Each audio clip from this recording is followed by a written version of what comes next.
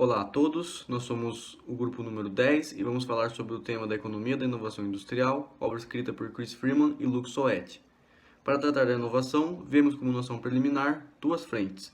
Uma que trata a tecnologia como uma forma de escravização humana e a outra que vê a tecnologia como uma libertação, como um meio de libertação. Assim era para Adam Smith e Marx, por exemplo.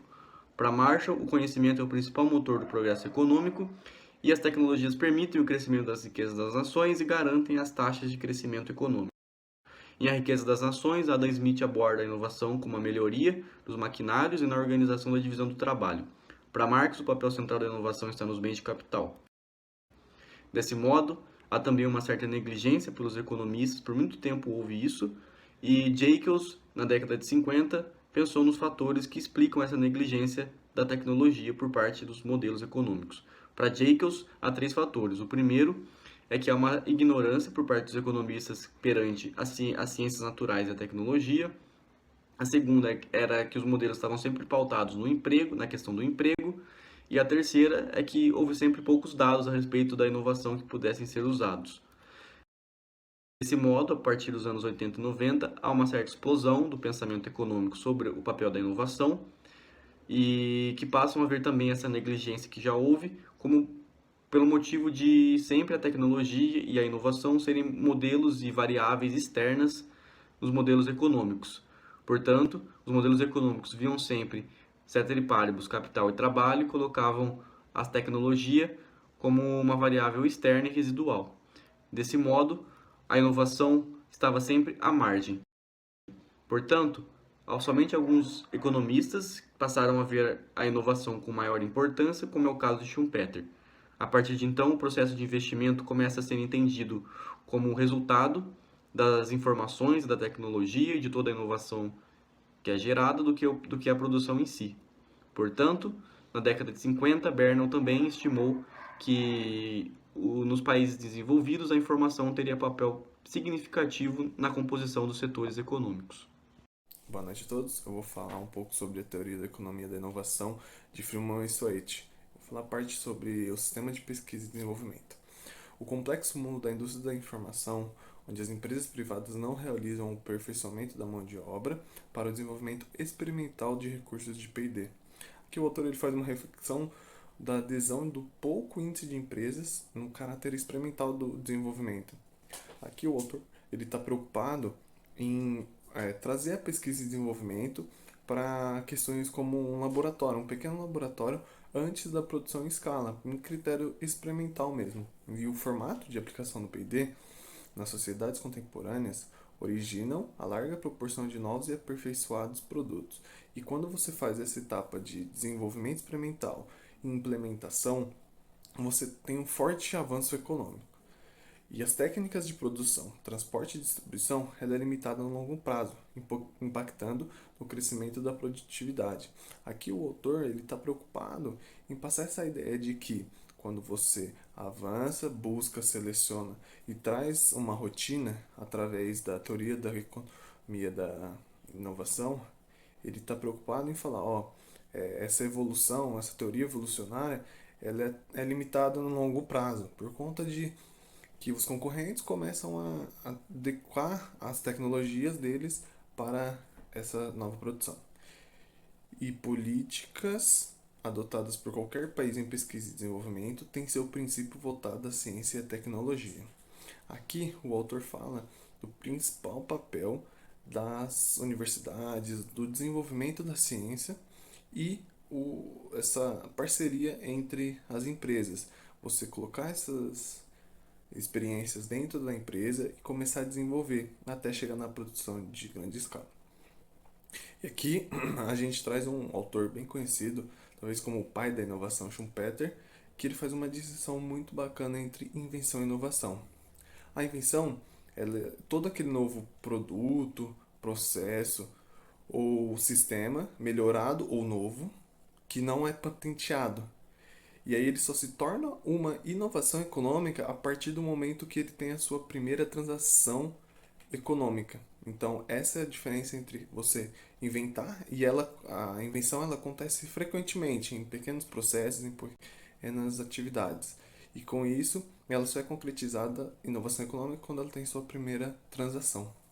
Nós vamos falar sobre a profissionalização do P&D e seu crescimento. Aquele conceito do inventor individualizado que nós tínhamos até o Schumpeter começa a ficar um pouco para trás a partir daqui. A P&D da indústria moderna se distingue pela sua escala, seu conteúdo científico e o grau de especialização profissional. Uma parte bem maior do processo tecnológico é atribuível aos trabalhos de pesquisa e desenvolvimento realizados em laboratórios especializados ou em plantas pilotos, no qual os funcionários se dedicam em tempo integral a essa atividade. Esta profissionalização está associada a três grandes mudanças. A primeira delas é a crescente dimensão científica da tecnologia. O que isso significa?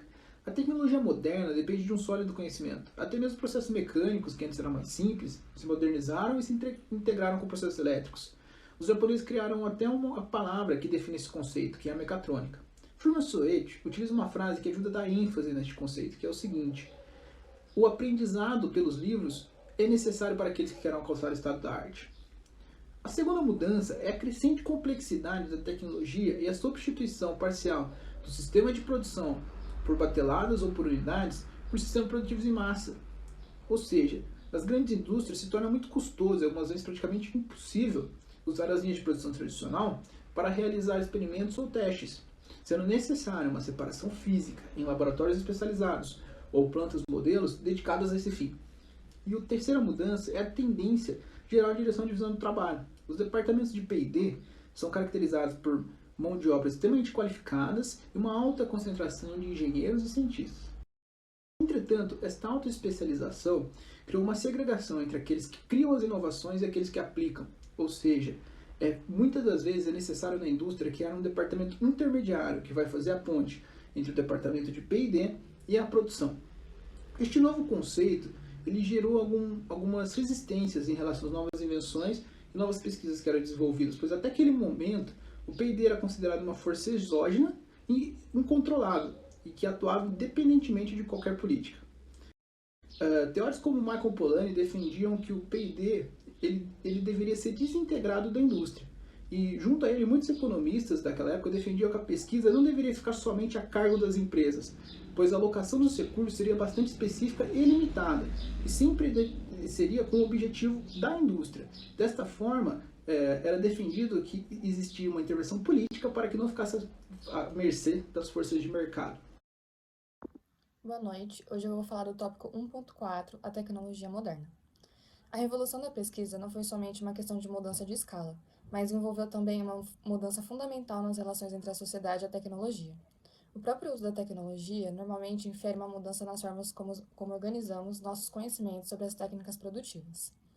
A expressão tecnologia só começou a ser utilizada de maneira geral quando as técnicas de produção alcançaram um estágio de complexidade em que os métodos tradicionais já não eram suficientes.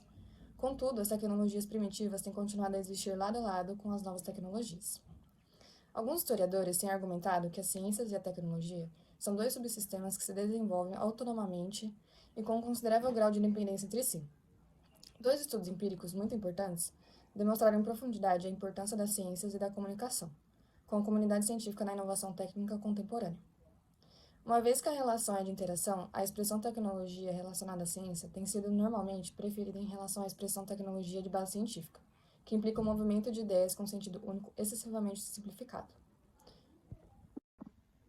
Marx falou da máquina como um ponto de entrada da ciência no sistema industrial, mas essa expressão agora deve ser usada mais justificadamente em relação aos departamentos de P&D. Essa mudança tem afetado especialmente os projetos de novos produtos, mas as tecnologias relacionadas à ciência também têm afetado a maneira pela qual melhorias e mudanças são feitas na produção. Como Adam Smith e Marx notaram, os próprios trabalhadores foram muitas vezes responsáveis por invenções que levaram às novas subdivisões. Mas a introdução de processos contínuos na indústria química e do controle eletrônico e da automação em outros ramos industriais indica que as melhorias e mudanças passaram a depender crescentemente do entendimento do processo como um todo, o que usualmente envolve uma compreensão de princípios científicos teóricos. A análise de sistemas tornou-se importante em si mesma, e tudo isso tem acentuado a importância relativa aos grupos de P&D. Porém, o teor crescentemente científico da tecnologia e o aumento da subdivisão e da especialização dentro das próprias ciências tem levado a vários problemas de comunicação entre especialistas e não especialistas. Em vista disso, os mecânicos sociais, através dos quais monitoramos e controlamos a direção e o ritmo da mudança tecnológica, representam um dos problemas mais críticos da política contemporânea. A inovação técnica não precisa ser um processo puramente aleatório, mas o seu controle depende de entendimento. Uma parte importante desses entendimentos refere-se aos aspectos econômicos do processo, como os custos, retornos de investimento, estrutura de mercado, taxa de crescimento e distribuição dos possíveis benefícios. À medida que nossos conhecimentos aumentam, também crescem as possibilidades de usar as inovações mais satisfatoriamente. A forma representativa abstrata constitui um artifício inverídico que tem pouco valor para o entendimento do papel da P&D industrial. A crescente complexidade da tecnologia, o aumento na escala dos processos e a especialização do trabalho científico. Schumpeter descreveu como revoluções industriais sucessíveis. Ele seguiu o economista Nicolau Kondrath na descrição dos ciclos longos, com duração de aproximadamente meio século. A maioria dos economistas tem preferido chamar de ondas ou fases de crescimento. Nesse primeiro período, a mecanização esteve em boa parte baseada na energia hidráulica. Foi somente com a segunda onda que a ampla difusão da energia a vapor tornou possível a mecanização de muitas outras indústrias e desenvolvimento da nova infraestrutura nas ferrovias. Porém, foi somente após o surgimento da indústria eletrotécnica e da transformação técnica da indústria química que os departamentos de P&D industriais profissionalizados se tornaram uma instituição-chave no desenvolvimento de novos produtos. Schumpeter e Van Gelder foram os primeiros a sugerir que estas ondas longas se deviam à introdução de importantes novas tecnologias no sistema econômico. De acordo com Schumpeter, cada ciclo econômico foi único devido à variedade de outros eventos, tais como guerra, descoberta de ouro ou quebra de safra.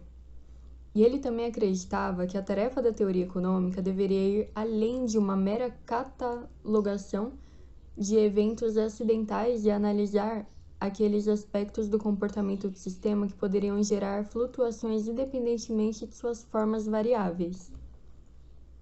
A mais importante das características, segundo seu ponto de vista, eram as inovações que eram vistas por ele como o principal motor do crescimento capitalista e como fonte de lucros empresariais.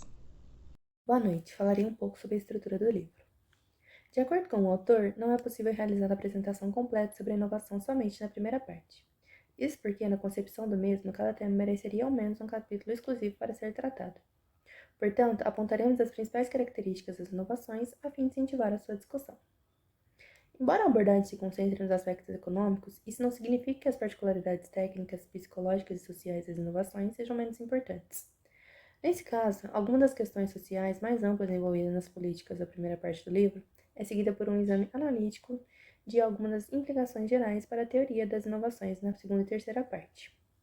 Nessa seção analítica, argumenta-se que a profissionalização da P&D, descrita na primeira parte, teve amplas consequências na natureza da luta concorrencial entre firmas, tanto no mercado internacional como no mundial. De um modo geral, o crescimento da P&D industrial tem favorecido as firmas grandes e tem contribuído para o processo e a sua concentração produtiva. Isso constitui um ativo considerável em determinados ramos, mas traz também um alto grau de incerteza como característica da inovação técnica, tanto nas grandes como nas pequenas firmas. Isso nos mostra que as firmas tipicamente constituem uma área de debates políticos entre advogados de linhas de ação alternativas, e que em torno dessas questões ocorrem lutas pelo seu poder. Devido a isso, somos levados a fazer uma reconsideração da teoria da firma, visto que a natureza da P&D, tal que as incertezas técnicas e de mercado, permanecem apesar de seus melhores esforços.